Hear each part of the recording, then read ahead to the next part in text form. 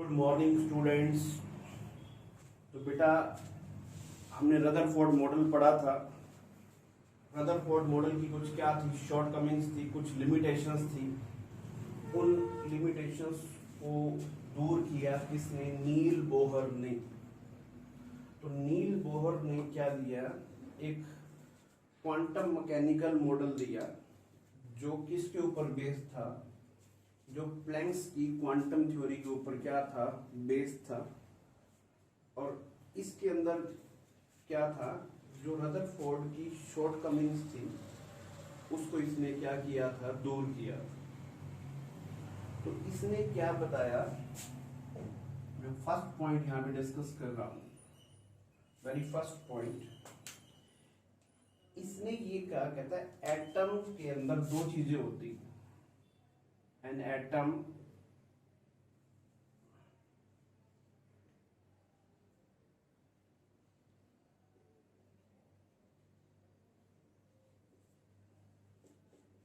consist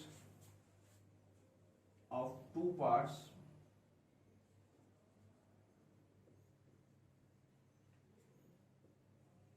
इसने क्या कहा? एक एटम के अंदर दो पार्ट होते हैं। एक जिसको हम लोग क्या बोलते हैं? न्यूक्लियस बोलते हैं। और न्यूक्लियस के अंदर क्या होते हैं? क्या प्रेजेंट होते हैं? प्रोटॉन। और क्या प्रेजेंट होते हैं? न्यूट्रॉन्स प्रेजेंट होते हैं। इसने क्या बताया? एटम के दो पार्ट हैं। एक जिसको हम लोग क्या बोलते हैं? न्यूक्लियस। और जो दूसरा जो पार्ट है न्यूक्लियस के अलावा उसको इसने क्या बोला? ऑर्बिट। तो ऑर्बिट क्या था? ऑर्बिट क्या था? The circular path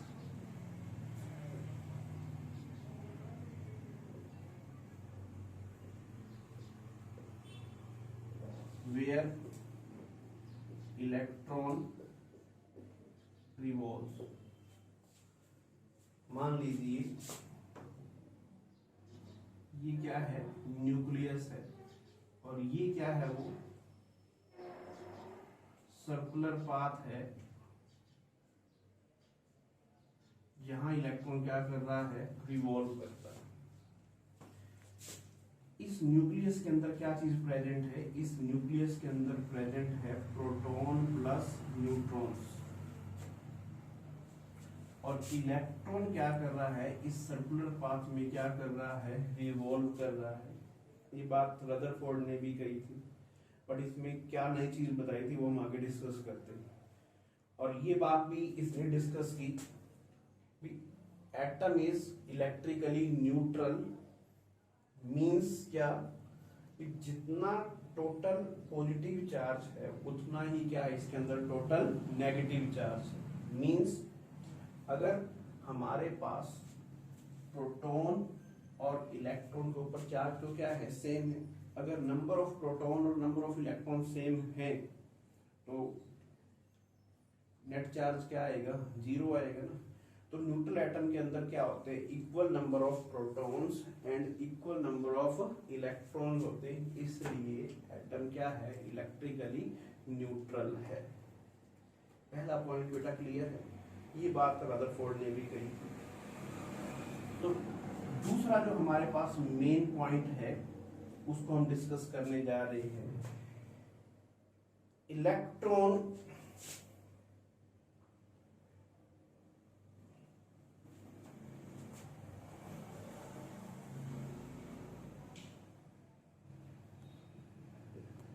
revolve around the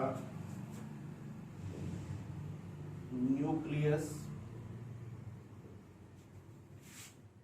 in a fixed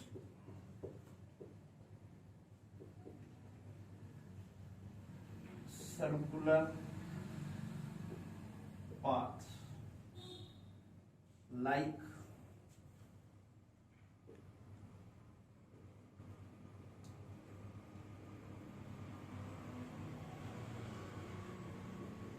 planets around the sun. कहता है इलेक्ट्रॉन न्यूक्लियस के अराउंड उसी तरीके से फिक्स सर्कुलर पाथ में क्या कर रहा है, रिवॉल्व कर रहा है, जिस तरीके से प्लैनेट सन के अराउंड क्या करते हैं, पर्टिकुलर पाथ में क्या करते हैं, रिवॉल्व करते हैं। ये इलेक्ट्रॉन इसी ही पाथ में क्या करेगा, रिवॉल्व करेगा। ये नहीं, ये भी सर्कुलर पाथ है, ये भी सर्कुलर पाथ है, ये भी सर्कुलर पाथ है। क्या कहता है, electron revolves around the nucleus in a fixed circular path. ये नहीं इनफाइनाइट नंबर ऑफ ऑर्बिट्स है, ये उन्हीं ऑर्बिट्स के अंदर रिवॉल्व करेगा जिनका एंगुलर मोमेंटम, क्या कह रहा हूं मैं, ये उन्हीं फिक्स्ड सर्कुलर ऑर्बिट्स के अंदर ही क्या करेगा, रिवॉल्व करेगा जिनका एंगुलर मोमेंटम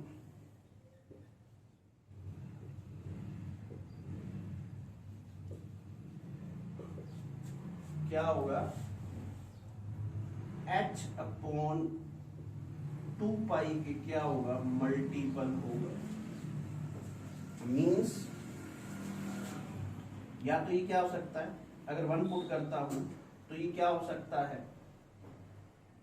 h अपॉन 2 पाई हो सकता है, या 2 पुट करता हूं तो क्या हो सकता है, 2h अपॉन 2 पाई हो सकता है। 3 पुट करता हूं तो क्या हो सकता है, 3h अपॉन 2 पाई। ये फ्रैक्शन में नहीं हो सकता। जैसे अगर मैं बात करूं, मैं सीढ़ियों पे आ रहा हूं तो मेरा पाँव कहाँ पे आएगा, या तो पहली सीढ़ी पे आएगा, या दूसरी सीढ़ी पे, या तीसरी सीढ़ी पे स्टेप अप आऊंगा। ये तो नहीं आएगा अभी आधी सीढ़ी के बीच में पाँव रखूं 1.5 सीढ़ी, ऐसा तो नहीं होता ना। तो सेम लाइक दैट ये उन्हीं सर्कुलर ऑर्बिट्स के अंदर क्या करेगा, रिवॉल्व करेगा जिनका एंगुलर मोमेंटम h अपॉन 2 पाई के क्या होगा, मल्टीपल होगा। अब बात आ रही होगी आपके माइंड के अंदर, एंगुलर मोमेंटम क्या होता है। बेटा ये एक फिजिक्स की टर्म है। मोमेंटम आपने पढ़ा, 2 तरह का होता है, एक लीनियर मोमेंटम होता है और एक क्या होता है, एंगुलर मोमेंटम होता है। तो सिर्फ आप याद रखेंगे एंगुलर मोमेंटम का जो फॉर्मूला होता है दैट इज mvr होता है। लीनियर मोमेंटम होता है mv, अगर इसको r से क्या कर देते हैं, मल्टीप्लाई कर देते हैं, तो ये क्या बन जाता है, एंगुलर मोमेंटम। m मास होता है, v वेलोसिटी होती है, r रेडियस होता है। तो ये इलेक्ट्रॉन उन्हीं सर्कुलर ऑर्बिट्स के अंदर क्या करेगा, रिवॉल्व करेगा जिनका एंगुलर मोमेंटम क्या है, h अपॉन 2 पाई के क्या है, मल्टीपल। और ये इलेक्ट्रॉन जिस सर्कुलर पाथ में क्या कर रहा है, घूम रहा है, तो जब ये इस सर्कुलर पाथ में क्या कर रहा है, घूम रहा है, ठीक है, तो इसकी क्या है, फिक्स्ड एनर्जी है। फिक्स ही क्या है, इसकी वेलोसिटी है। फिक्स इसकी क्या है, रेडियस है। इसकी एनर्जी क्या कर रहा है, कंटिन्यूसली शेल के अंदर क्या कर रहा है, रिवॉल्व कर रहा है। जब हमने रदरफोर्ड का मॉडल पढ़ा था तो वहां पे ये क्या आया था, ड्रॉबैक आया था कि कोई भी एक चार्ज बॉडी दूसरे चार्ज बॉडी के अराउंड क्या करती है, रिवॉल्व करती है, तो वो कंटिन्यूसली एनर्जी को क्या कर रहा है, लूज कर रहा है। ये क्या कह रहा है, उसकी एनर्जी क्या रहती है, फिक्स रहती है, चेंज नहीं हो रही। उसने माना ही नहीं उस पॉइंट को। क्या कहा उसने, कहता जब ये रिवॉल्व कर रहा है ना, कहता 2 तरह की फोर्सेस लग रही हैं। कहता है एक तो ये फोर्स ऑफ अट्रैक्शन, कहता है इसके अपोजिट एक फोर्स और लग रही है जिसको हम लोग क्या बोलते हैं, सेंट्रीफ्यूगल फोर्स। जब भी कोई एक चार्ज दूसरे चार्ज के अराउंड सर्कुलर पाथ में क्या करता है, रिवॉल्व करता है, तो बेटा एक फोर्स अंदर की तरफ लगती है और एक फोर्स क्या लगती है, बाहर की तरफ लगती है। जो अंदर की तरफ फोर्स लगती है उसको तो सेंट्रीपिटल फोर्स बोला जाता है, और जो आउटवर्ड फोर्स लगती है उसको हम लोग क्या बोलते हैं, सेंट्रीफ्यूगल फोर्स बोलते हैं। तो इसने क्या कहा, बोहर ने ये बहुत इंपॉर्टेंट पॉइंट कहा, कहता है force of attraction between electron and nucleus that is equal to centrifugal force। क्या कहा इसने, बहुत इंपॉर्टेंट पॉइंट है कि जो हमारे पास ये इलेक्ट्रॉन नेगेटिवली चार्ज है, ये क्या है, पॉजिटिव चार्ज है, उनके बीच की डिस्टेंस ये क्या है, अगर r है, कहता है जो यहाँ पे फोर्स ऑफ अट्रैक्शन है वो क्या है, सेंट्रीफ्यूगल फोर्स के क्या है, इक्वल है, जो आउटसाइड लग रही है। कहता है जो ये सेंट्री, अब ये अंदर क्यों नहीं जा रहा, कहता है क्योंकि जितनी फोर्स ऑफ अट्रैक्शन वाली फोर्स लग रही है उतनी ही ये क्या लग रही है, बाहर सेंट्रीफ्यूगल फोर्स लग रही है। मेरे को एक इधर से खींच रहा है, एक उधर से खींच रहा है, मैं ना उधर जा रहा हूँ ना इधर जा रहा हूँ। क्यों नहीं जा रहा हूँ, क्योंकि दोनों साइड से क्या लग रही है, बराबर की फोर्स लग रही है।